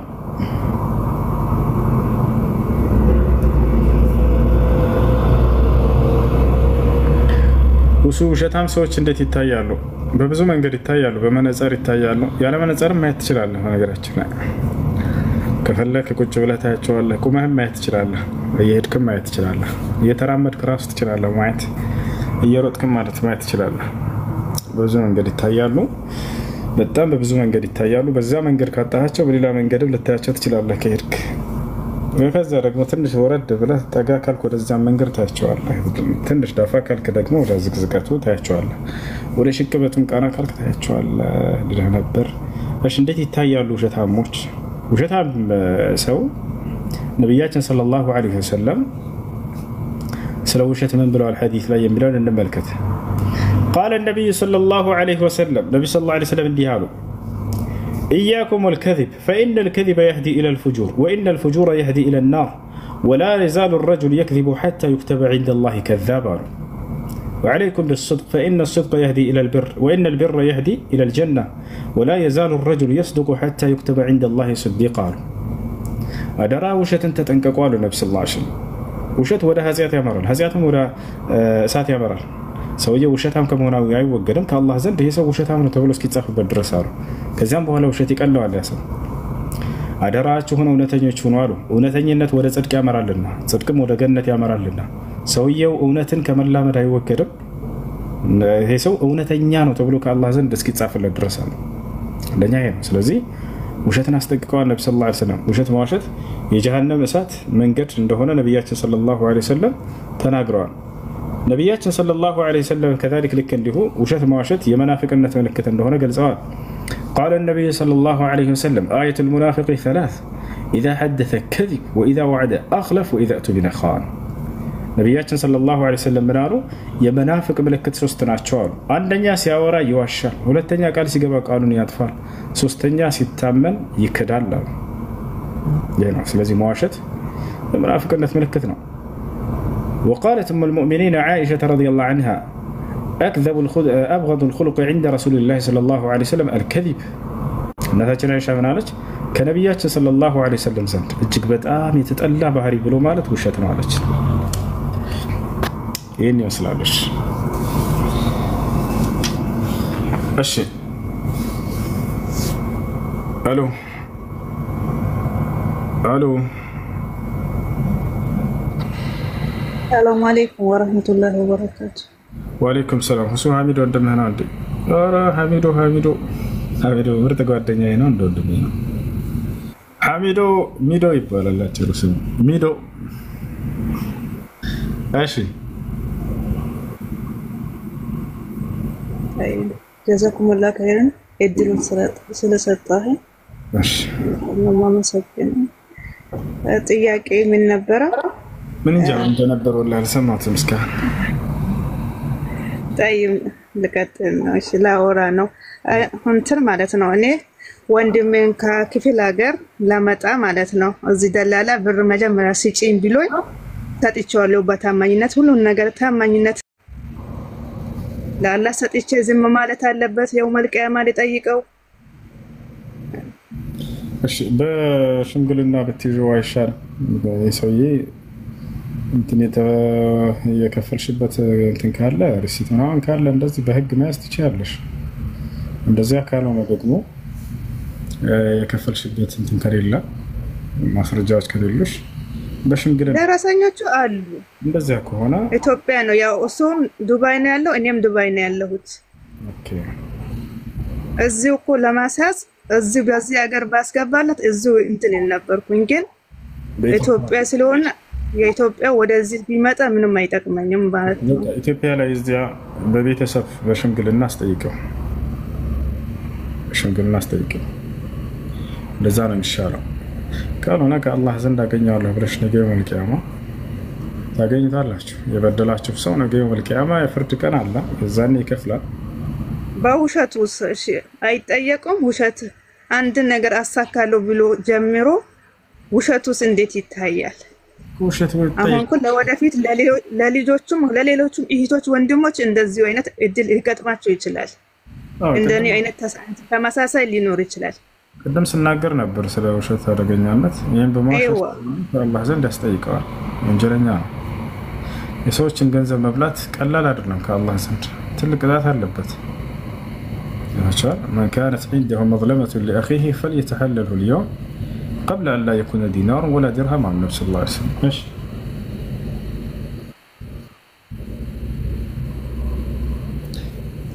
እሺ አላህ ሶብሩን ይስጥሽ።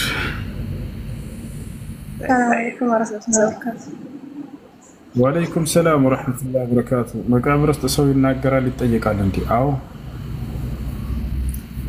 የቀብር ህይወት አለ። ሀያት አልበርዘኽ ሳቢቱን ፊል ኪታብ ወሱና ይጠየቃሉ የቀብር ሰዎች። የቀብር ጥያቄዎች ሶስት ናቸው። ረቡኩም ወዲኑኩም ወነቢዩኩም። እሺ ጥያቄሽ ምንድን ነው? የመጀመሪያው ጥያቄ ነስኽ ቁርአን እንዴት ይታያል? በስንት አይነት እይታ ነው የሚታየው? ምን ቁርአን ነስኽ ያኒ አሁን መሰለ ሱረቱ ኒሳ ላይ ያለ አስረዳኝ። انواع النسخ ثلاثه.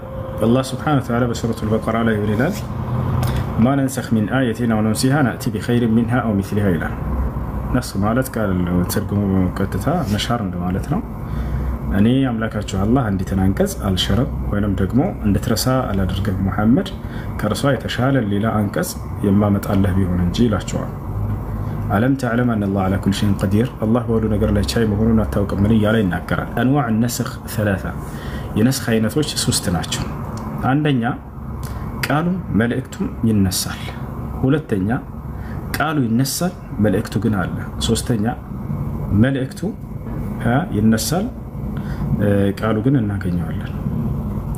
በዚህ በሶስቱ አይነት ነው የነስኽ አይነት። ለምሳሌ ስጠን ከተባለ ለምሳሌ ሱረቱል በቀራ ላይ እናገኛለን። የመጨረሻው ገጽ ላይ አያው እናገኘዋለን። ሁለቱም አለ። አንደኛው ግን ከላይ ያለ ተሽሯል፣ ከታች ባለው ተሽሯል። ከላይ ያለ የተሻረ ነው ከየት ከታች ባለው የሚሽረው ግን አላህ ሱብሓነሁ ወተዓላ ምንን መሰረት ባደረገ ነው? ለምንድን ነው የሚሽረው ከተባለ እዝነቱን መሰረት ባደረገ። ለምሳሌ መጀመሪያ የሚያወርድላቸው ህግ ከበድ ያለ ሊሆን ይችላል። ከዚያ አላህ ሱብሓነሁ ወተዓላ ያንን ያገራላቸውና ቀለል ያለ ህግ ይቀይርላቸዋል ማለት ነው። ያ ነው እንጂ ስለ ተውሂድ ስለ ምናምን ይሄ የሚሻር ነገር አይደለም። ይወጣቸዋል አይደለ? የሆነ ከፍ ያለ ነገር ያዛቸውና ከዚያ ይቀንስላቸዋል። ያ ነው መሻር ማለት። ለምሳሌ ነብያችን ሰለላሁ ዐለይሂ ወሰለም ገና ሲታዘዙ ስንት ሶላት ነበር የታዘዙት? ይቀይርላቸዋል። እዛው 50 ደነገገባቸውና ልክ ሲወርዱ እዝነቱን መሰረት አድርጎ ቀየረላቸው። ቀንስልኝ ጌታዬ ያ ረቢ خفف عن امتي አሉት። ጌታዬ ሆይ ቀንስልኝ فإن امتي لا تطيق امتيዎች አይችሉም እናሉት። አላህ Subhanahu Wa Ta'ala ቀነሰላቸው እስከ 5 አደረገላቸው። ሱረቱል በቀራ ላይ መጨረሻው ላይ እናገኛለን። አንዱ የነስኽ አይነት ምንድነው? እሱ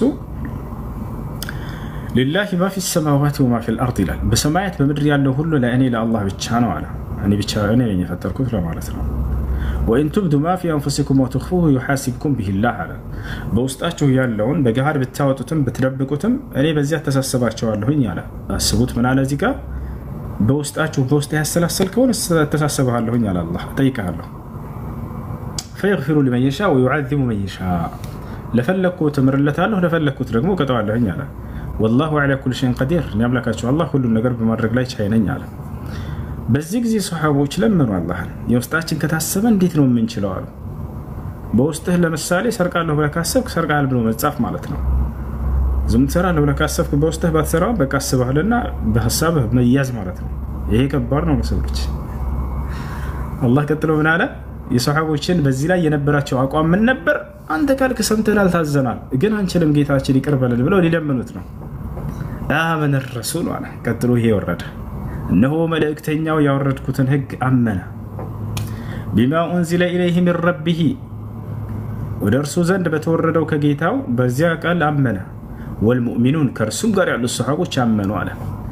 መሰከረላቸው ነብዩ ሰለላሁ ዐለይሂ ወሰለም እና ሱሐቦች የአምላክን ህግ አምነው የተቀበሉ ነበሩ። ሱሐቦቻቸው አብረዋቸው ኩሉን አመነ ቢላህ ሁላቸውም በአላህ በእኔ አምነዋል አለ። ወመላኢከቲ በመላእክቶች ወክቱቢሂ በመጻሕፍቶች ወሩሱሊ በመልእክተኞች ላ ኑፈርቁ በይነ አሐድ ሚን ሩሱሊ ከመልእክተኞቹ በአንዳቸውም እንኳን ከነርሱ አንነጥልም አንለይም አሉ። ወቃሉ አሉም ማለት ሰሚዕና ወአጣዕና ሰምተናል ታዘናል አሉ። አያችሁ ከላይ የተናገረውን ሰምተናል ታዘናል አልተካንተ ካልክ غفرانك ربنا ነገር ግን ምህረትህን እንሻለን ጌታችን አላህ ሆይ ወኢለይከል መሲር ወደ አንተም ነው መመለሻችንና ምህረትህን እንሻለን አሉት። አላህ ምህረቱን መሰረት አድርጎ ከላይ ያወረደውን ህግ ቀየረላቸው፣ ነስኽ አደረገላቸው፣ ሻረላቸው። በውስጣችሁ ይዘዋለሁ ያለውን ምን አደረገ አላህ ሱብሓነሁ ወተዓላ? ላ ዩከሊፉ ላሁ ነፍሰን ኢላ ውስዐሃ አለ። እኔ አምላካችሁ አላህ አንዲትን ነፍስ ከምትችለው አቅም በላይ አላስገድዳትም አለ። ለሃ ማ ከሰበት ወዐለይሃ መክተሰበት፣ ለእርሷም የሰራችው መልካም ስራ አለላት፣ በእርሷም ላይ የሰራችው ኃጢአት አለባት አለ። ስለዚህ በምን ቀየረልን አላህ? በሰራችሁት ነው የሚይዛችሁ አለ ማለት ነው። አያችሁ አይደለ? ቀደም ብሎ ነበር በውስጣችሁ ያሰባችሁትን በገሃድ ብታወጡትም በውስጣችሁ በዛው ብትይዙትም ይይዛችኋለሁ ብሎ ነበር። ያን ተወለን በቃ በምን ሻረው? በሰራችሁት ነው የሚይዛችሁ አለ። አንደኛ ይሄ ነው። እሺ እነዚህ ናቸው የነስኽ አይነቶች ሶስቶቹ። እሺ ጀዛከላሁ ኸይራ። ያኔ አሁን ሱረቱ ኒሳ ላይ ወላ ተቅረቡ ሶላተ ወአንቱም ሱካራ የሚለው ተሽሯል ማለት ነው። ያኔ ጽሁፎቹ ብቻ ናቸው ያሉት ወይስ? እሺ እዛ ጋር አላህ ሱብሓነሁ ወተዓላ የሶላትን ድንጋጌ የሚያሳይ ነው። እሱ መሻር ሳይሆን አላህ ሱብሓነሁ ወተዓላ በሶላት መጀመሪያ ላይ ያዘዘን ትእዛዛት ሶላትን ስገዱ ብሎ ነበር ያዘዘው። ነገር ግን ሶላትን ስገዱ ብሎ ባዘዘበት ጊዜ ቀድሞ እሱ ሲታዘዝ አስካሪ መጠጥን ራቁ የሚለው ገና አልወረደም ነበር። ገብታችኋል አይደለ? ስለዚህ ይጠጡ ነበር ሰዎች፣ ይሰግዳሉ በዚያው። ስለዚህ አላህ ምን አለ? ያ አዩሃ الذين آمنوا እናንተ ያመናችሁ ሰዎች ሆይ ላ ተቅረቡ الصلاة ሶላትን አትቅረቡ፣ ወአንቱም ሱካራ እናንተ ሰክራችሁ አትቅረቡ ተባሉ። ያችሁ ከዚያ በኋላ እንደገና አላህ ሱብሓነሁ ወተዓላ በቀጣይ ምን አወረደ? በቃ ሐራም ነው ከዚህ በኋላ አትጠጡ ሙሉ በሙሉ የሚል ህግን አወረደ። የቱ ጋር ወረደ ከተባለ ያ አዩሃ الذين آمنوا إنما الخمر والميسر والأنصاب والأزلام رجس من عمل الشيطان አለ። እናንተ ያመናችሁ ሰዎች ሆይ አስካሪ መጠጥ፣ ቁማር እያለ ከተናገረ በኋላ እነርሱ ቆሻሻ ናቸው ከሰይጣን ተግባራቶች ናቸው አለ። ፈጅተኒቡሁ ለዐለኩም ቱፍሊሑን ትድኑም ዘንድ እነርሱን ራቋቸው እያለ ተናገረ። ስለዚህ አላህ ሱብሓነሁ ወተዓላ ቀስ በቀስ በተድሪጅ ነው ሰዎችን ይሄን የከለከላቸው ማለት ነው። እሺ እና ይሄን ይመስላል እና ያንን አትቅረቡ እሱን እንትን ካላችሁ ምናምን የሚለው መጀመሪያ ላይ የወረደ የነበረ ትእዛዝ ነው። ከዚያ በኋላ አላህ ሱብሓነሁ ወተዓላ እሱ ሻራ ጀዛከላሁ ኸይራን። የሁለተኛ ጥያቄ በሀገራችን አሁን በእኛ በሙስሊሞች ሴት ልጅ መቃብር አትሄድም፣ በክርስቲያኖች ደግሞ መቃብር ይኬዳል እና አሁን እኛ ክርስቲያን ወገኖቻችን ሲሞቱ ብንሄድ በእኛ ላይ ተጠያቂነት አለብን ወይ? ክርስቲያን ወገኖቻችን ምን ቢሄዱ? ክርስቲያን አሁን መሰለን እኔ አሁን የእናቴ ዝርዮች ክርስቲያን ናቸው፣ አክስት፣ አጎት፣ አያት ምናምን እነዛ ሲሞቱ እዛ ቤተክርስቲያን እንሄዳለን። የዛኔ ምናልባት ራስን መሳት ምናምን በጣም እንወደው ከሆነ የሆነ በጣም የግድ ያስለቅሳሉ። ራሱ በየቦታው ሬሳ እያቆሙ ሲያስለቅሱ ያው አንጀታችንን ቢብሎን ሌላ ስሜት ውስጥ ብንገባ እኛ እንጠይቃለን ወይ? አታስቡት። በመታለቅሱት ነገር አትጠይቁበትም። አስባችሁ ሆን ብላችሁ ግን ያንን እሱ አስፈላጊ አይደለም። ነብያችን ሰለላሁ ዐለይሂ ወሰለም ሳያስቡት አልቅሰዋል። ሳያስቡት አልቅሰዋል። ሰው ቤተሰቦቻቸው ስለሞቱም ባቸው ቢወርድ በዚህ እንደ ወንጀለኛ ተቆጠሩ። ይወታቸው አላህ ነብያችን ሰለላሁ ዐለይሂ ወሰለም ልጃቸው ኢብራሂም በሞተ ጊዜ አለቀሱ። በካ ረሱላህ ሰለላሁ ዐለይሂ ወሰለም የውም ማት ኢብራሂም አስክሬኑን ተከትሎ መሄድ አይቻልም፣ አይፈቀድም ለሴቶች። ያ የተከለከለበት ምክንያት ሴት ልጅ በጣም አዛኝ ነች በተፈጥሯ። ስለዚህ በዚያ በሐዘን ላይ ሐዘን ተደራርቦባት ራስ እንዳታ እሷ ላይ ከአላህ ጋር የሚያጋጭ የሆኑ ቃላቶችን እንዳትናገር ሲባል አይታችሁ ከሆነ ብዙ ጊዜ ሰው ሲሞት ሴቶች ራሳቸውን መቆጣጠር አይችሉም። የዛኔ ከቀደር ጋር የሚያጋጫቸውን የሚያጣላቸውን ቃላቶች ይናገራሉ። ምን ተባብለን ነበር? ለምን ጥለህ ሄድከኝ የኔ አባት? ምን ብለህ ነበር? ቃልህን አጠፍክ በቃ። ለምን ዋሸኸኝ አባቴ? ወይ ያልሞትብሽም አላልከኝም ነበር እንዴ? ኧረ እንዲህ አይነት ቃላቶች ይናገራሉ። አይተቻል። ይህ ከማዘን የተነሳ ነው። በእርግጥ ይሄ እንደን ስለሚያውቁ ነብዩ ሰለላሁ ዐለይሂ ወሰለም ሴቶችን በቃ አስክሬን ሄደው መቃብር ሄደው እንዳይሸኙ ብለው ከለከሏቸው። እንዳይከተሉም አሉ። ሄደው ዚያራም እንዳያደርጉ አሉ። በታቻል ወንድ ልጅ እስከተባለ ወንድ ልጅ ምናልባት ጠዋት ጋቢ ለብሶ ጓደኞቹ ጋር ቀብር ይሄዳል። ከቀበረ በኋላ የሆነ ቁጭ ብሎ ሲያወራ ይውላል። ሴቶች ግን ገና ከመሞት ራሱ ይጀምራል። ልክ አንድ ሰው ለምሳሌ ሰፈራቸው ሲሞት እናቶቻችን ሰብሰብ ይሉና እስኪ ማማንሻ ሞታለች እንሂድና እንጠይቅ ይባባላሉ። እንጨት አንድ አራት እንጨት እንዲተሸክመው ይሄዳሉ። መንገድ ላይ በኖርማል እያወሩ ይሄዳሉ። በኖርማል እያወሩ የት ሄደሽ ነበር ዛሬ? እንደ ወፍጮ ቤት ሂጄ ትንሽ ጎብጎብ ብዬ ዱቄቱን እንትን ብዬ አማስዬ አብኩቼ መጥቻለሁኝ። እንዳው በኋላ በበሰል ሲልልኝ ይጋግራለሁ እያሉ ይሄዳሉ። ኖርማል እኔስ እንዳው ወፍጮ ቤት ሂጄ ውሃ ቀድቼ መጥቼ እንዳው ድክምክም ብሎኛል እዚህ እሷ ሞታ አይቻት እመለሳለሁ ይባባላሉ። ኖርማል ወሬ አውርተው ሄደው ልክ ሟቹ ቤት ሲደርሱ በቃ እንባቸው ከየት እንደሚመጣ አላህ አለም፣ አላህ ነው የሚያውቀው። መገን እንትና እንዳው ደህና ሰው ነበረች እኮ እንዳው ሰው ቀጥ ብላት አይገራም ሲያሁለት አንዳው እዚህ ዋስ ስከዳይቻት እንዳው ወፍጮ ቤት ሲሄድ እንዳው ከፍላልኝ እኮ ከላይ ሆነ አስፈጭታልኝ ነበር። መገን የሷ ነገር እንዳው ወዲፍቻ አይነገርም ታውቲ።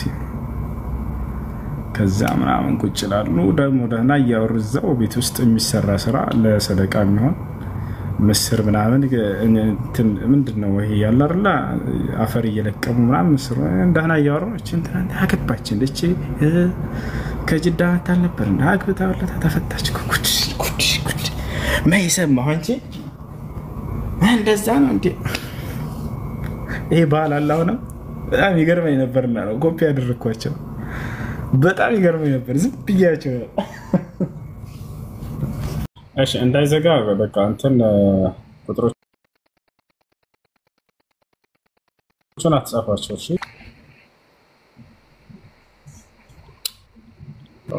ይዘጋ ነው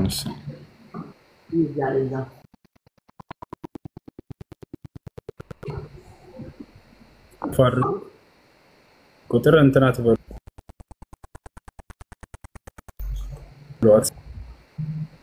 ይሰማሻል? ሰላም እንዴት ነሽ?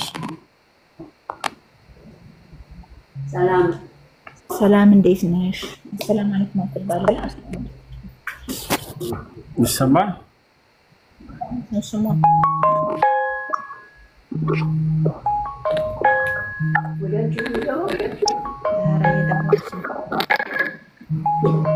ይሰማል? ከኔ ጋር አይሰማም።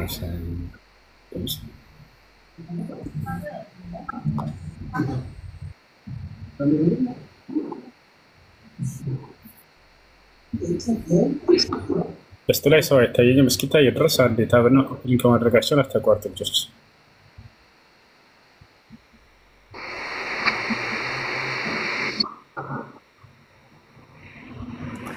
እሺ ይሰማችኋል? ገስት ላይ የገባችሁ ልጆች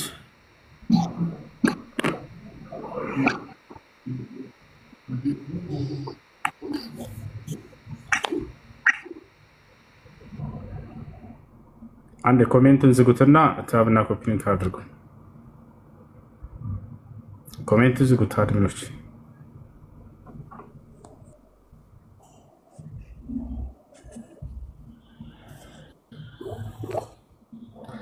እሺ የገባ ሰው ካለ መቀጠል ይችላል።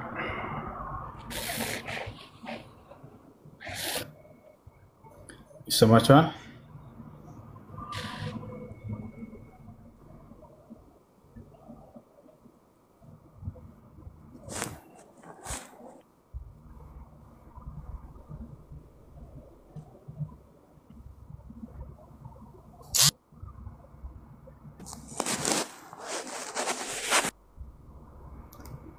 እሺ በቃ አንዴ ታብ ማድረጋችሁን ቀጥሉ። ኮፒ ሊንክ ማድረጋችሁን ሻዳ የምትይዘው ልጅ ካለች ያስገባት። እስከዛ ድረስ ገስት ላይ እስኪ ከፍት ድረስ ትንሽ እንቅራ መሰለኝ። ገስት ላይ ሰው አይታየኝም ልጆች። ኮፒ ሊንክ ማድረግ አትቆርጡ። ምን ይሻላል? ባላ እጃችሁ ስራ ይፍታ።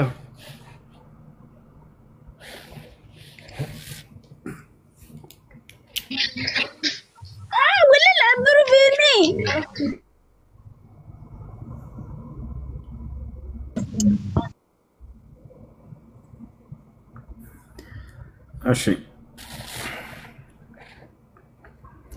አንድ ጊዜ ታቡን 2 ሚሊዮን አስገቡት። 1 ሚሊዮን 700 ሺህ መሰለኝ። ኮፒ ሊንክ ደግሞ አይታየኝም። ከፍ አድርጉት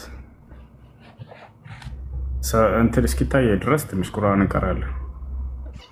والله لازم ሰማሻል? ሄሎ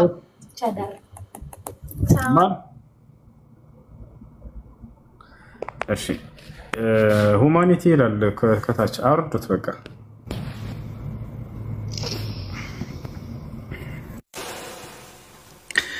ቢስሚላሂ ራህማኒ ራሂም ካፍሃ ያ ዐይን ሷድ ذكر رحمة ربك عبده زكريا إذ نادى ربه نداء خفيا قال رب إني وهن العظم مني واشتعل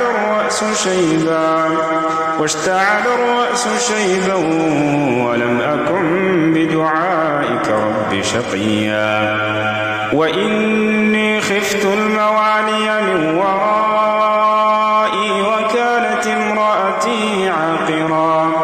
وكانت امرأتي عاقرا فهب لي من لدنك وليا يرثني ويرث من آل يعقوب واجعله رب رضيا يا زكريا إنا نبشرك بغلام اسمه يحيى لم نجعل له من قبل سميا قال رب أنى يكون لي غلام وكانت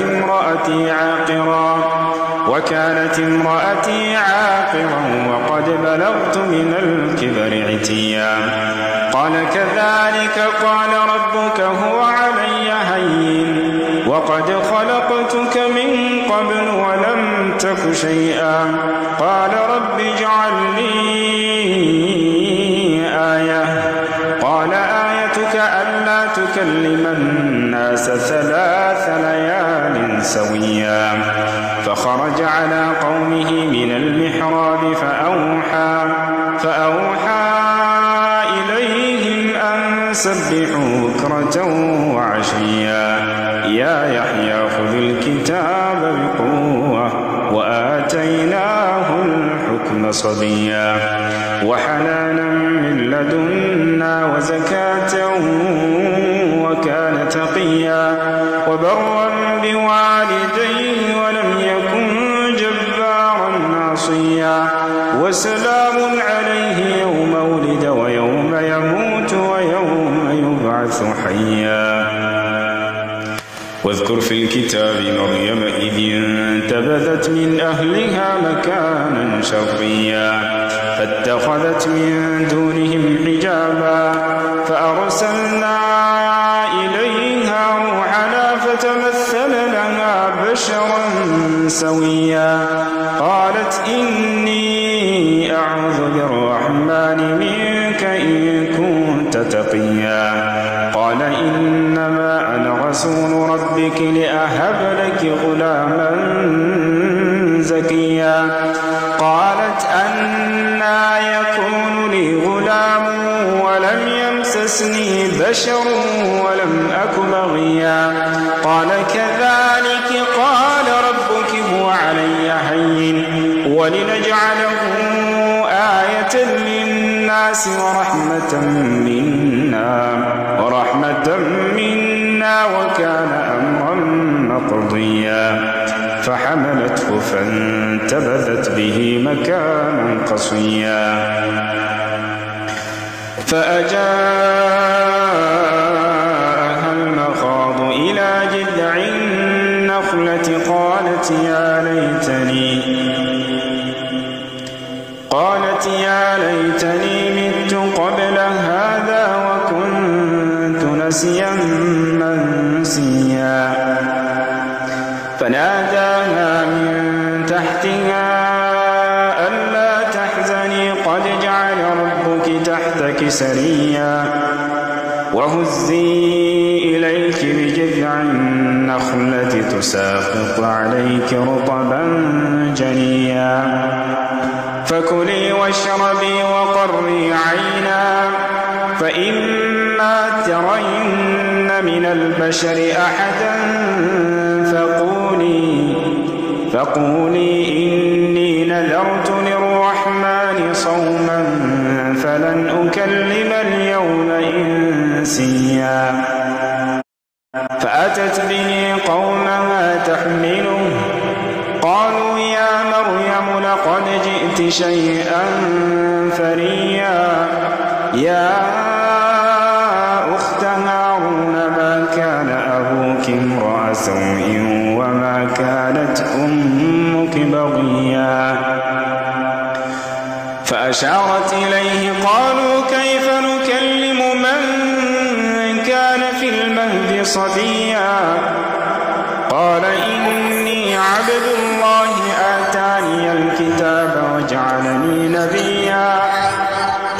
وجعلني مباركا أينما كنت وأوصاني بالصلاة والزكاة ما دمت حيا وبرا بوالدتي ولم يجعلني جبارا شقيا والسلام علي يوم ولدت ويوم أموت ويوم أبعث حيا ذلك عيسى بن مريم قول الحق الذي فيه يمترون ما كان لله أن يتخذ من ولد سبحانه إذا قضى أمرا فإنما يقول له كن فيكون وإن الله ربي وربكم فاعبدوه هذا صراط مستقيم فاختلف الأحزاب من بينهم فويل للذين كفروا من مشهد يوم عظيم أسمع بهم وأبصر يوم يأتوننا لكن الظالمون اليوم في ضلال مبين وأنذرهم يوم الحسرة إذ قضي الأمر وهم في غفلة وهم لا يؤمنون إنا نحن نرث الأرض ومن عليها وإلينا يرجعون واذكر في الكتاب إبراهيم إنه كان صديقا نبيا إذ قال لأبيه يا أبت لم تعبد ما لا يسمع ولا يبصر ولا يغني عنك شيئا يا أني من العلم ما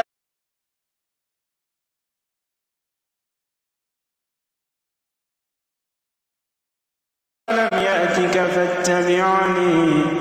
فاتبعني أهدك صراطا سويا يا أبت لا تعبد الشيطان إن الشيطان كان للرحمن عصيا يا أبت إني أخاف أن يمسك عذاب من الرحمن فتكون للشيطان وليا قال أراغب أنت عن آلهتي يا إبراهيم لئن لم تنته لأرجمنك واهجرني مليا قال سلام عليك سأستغفر لك ربي إنه كان بي حفيا وأعتزلكم وما تدعون من دون الله وأدعو ربي عسى ألا أكون بدعاء ربي شقيا فلما اعتزلهم وما يعبدون من دون الله وهبنا له إسحاق ويعقوب وكلا جعلنا نبيا ووهبنا لهم من رحمتنا وجعلنا لهم لسان صدق عليا واذكر في الكتاب موسى إنه كان مخلصا وكان رسولا نبيا وناديناه من جانب الطور الأيمن وقربناه نجيا ووهبنا له من رحمتنا أخاه هارون نبيا واذكر في الكتاب إسماعيل إنا إنه كان صادق الوعد وكان رسولا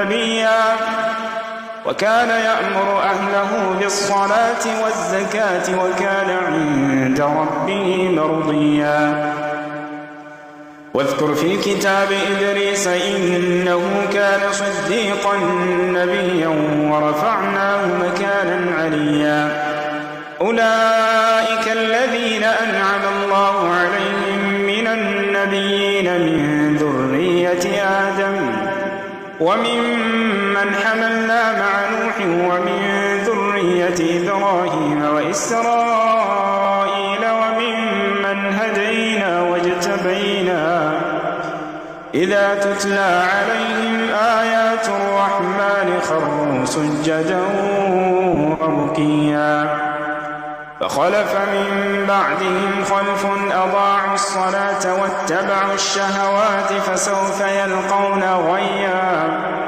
إلا من تاب وآمن وعمل صالحا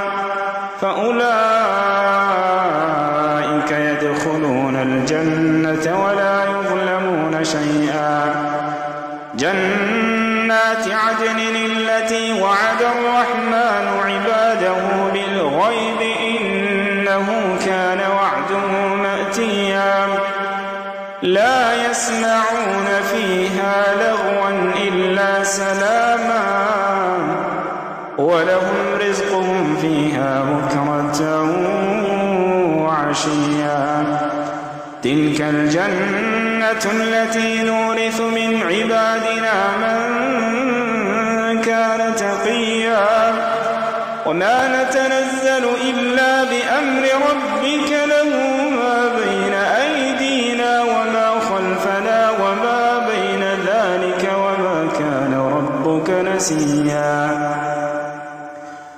رب السماوات والأرض وما بينهما فاعبده واصطبر لعبادته هل تعلم له سميا ويقول الإنسان أإذا ما مت لسوف أخرج حيا أولا يذكر الإنسان أنا خلقناه من قبل ولم يك شيئا فوربك لنحشرنهم والشياطين ثم لنحضرنهم حول جهنم جثيا ثم لننزعن من كل شيعة أيهم أشد على الرحمن عتيا ثم لنحن أعلم بالذين هم أولى بها صليا وإن منكم إلا واردها كان على ربك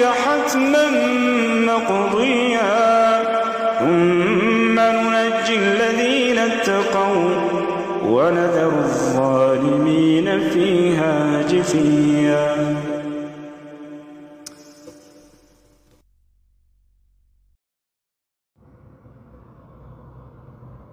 الو ይሰማሻል? ሄሎ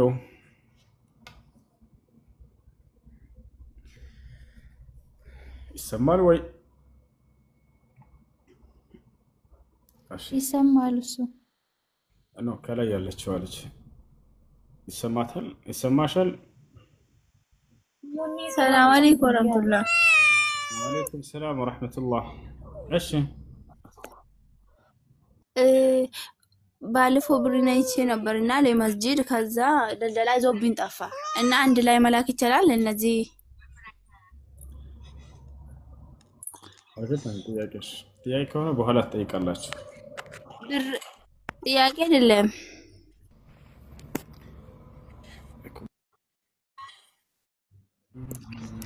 ብር ለመስጂድ وإذا تتلى عليهم آياتنا بينات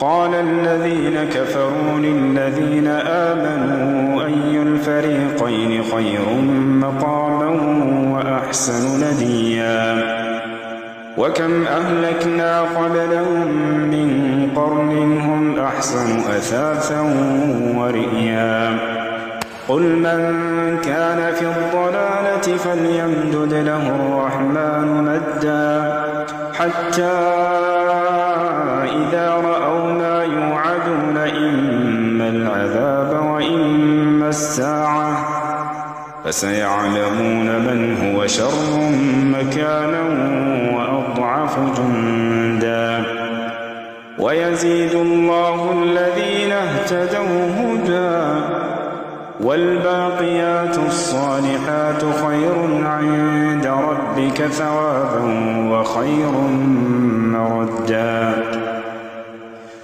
أفرأيت الذي كفر بآياتنا وقال لأوتين مالا وولدا أطلع الغيب أم اتخذ عند الرحمن عهدا كلا سنكتب ما يقول ونمد له من العذاب مدا ونرثه ما يقول ويأتينا فردا واتخذوا من دون الله آلهة ليكونوا لهم عزا كلا سيكفرون بعبادتهم ويكونون عليهم ضدا ألم تر أنا أرسلنا الشياطين على الكافرين تؤزهم أزا فلا تعجل عليهم إنما نعد لهم عدا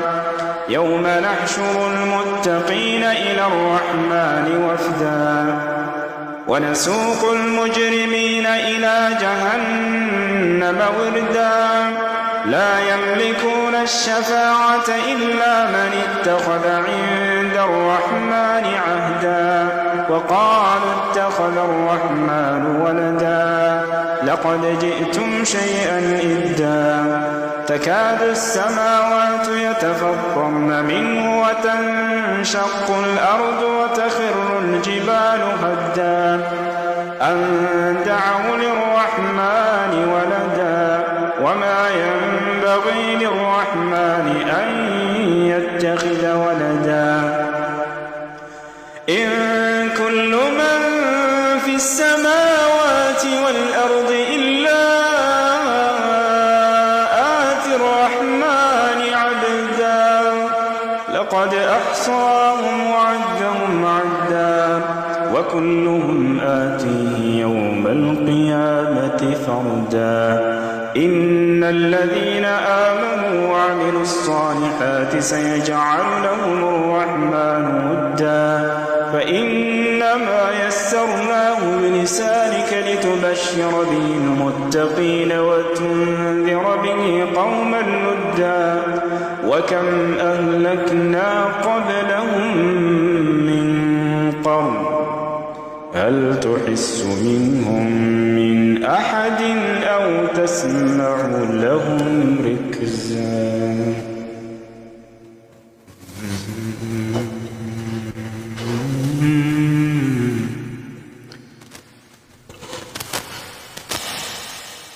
يا عبادي الذين آمنوا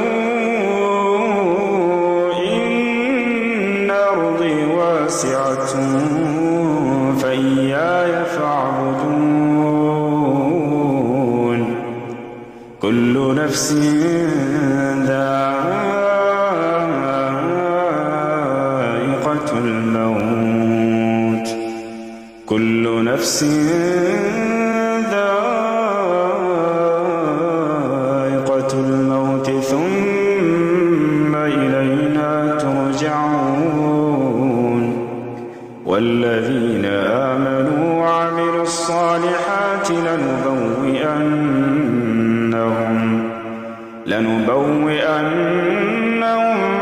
من الجنة غرفا تجري من تحتها الأنهار نعم أجر العاملين الذين صبروا وعلى ربهم يتوكلون وكأين من دابة رزقها الله يرزقها وإياكم وهو السميع العليم.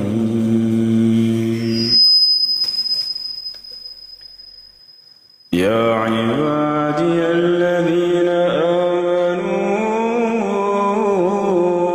إن أرضي واسعة فإياي فاعبدون. كل نفس ذائقة الموت.